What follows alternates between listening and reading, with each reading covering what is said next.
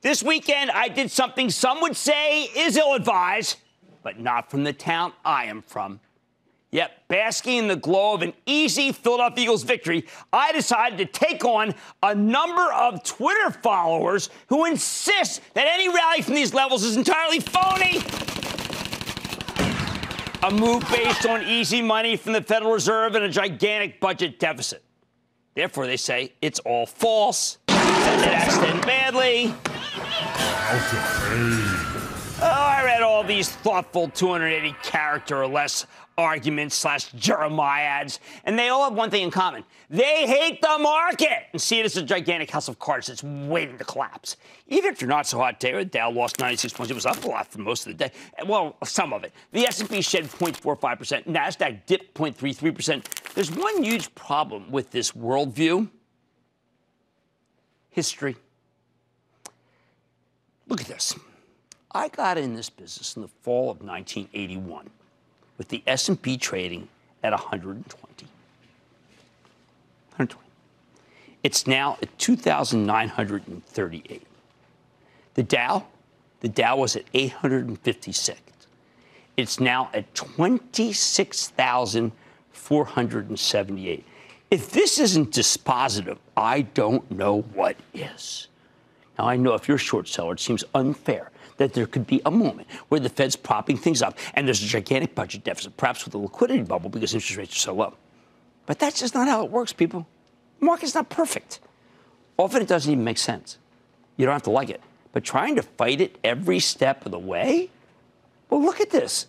It's cost you a fortune. Yet on Twitter, it's like I came in right here and everybody else, well, they've lost money. They have the chart upside down. For better or worse, certainly better there. For better or worse, stocks have been a great long-term investment for my whole investing career. Is that because I just got lucky? I don't know. Isn't that a long period of time? Isn't it? First of all, because we've had decades of growth, we've had decades of progress. This isn't always the easiest thing to measure. Progress is so ethereal.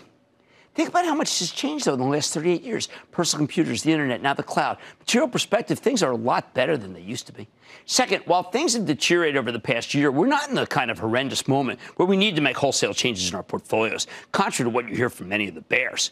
Remember, it was only 11 years ago that our whole financial system melted down and our country was on the precipice. The weakness brought down Washington Mutual, General Motors, Fannie Mae, Freddie Mac, AIG, Bear Stearns, Lehman Brothers, almost destroyed GE. It was the worst period for our economy since the Great Depression. The systemic risk was off the charts. But what happened? Did the country fall apart? No. The center held. Why? Well, because the Federal Reserve made it so the center held by taking aggressive action right there. I don't rarely care how it was saved. Enough with the purity. What matters was that it was saved. I think if we made it through the Great Recession, we're certainly going to make it through a garden variety slowdown like we might be experiencing now.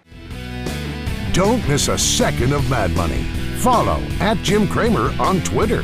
Have a question? Tweet Cramer. #MadTweets. Send Jim an email to madmoney@cnbc.com or give us a call at 1-800-743-CNBC. Miss something? Head to madmoney.cnbc.com.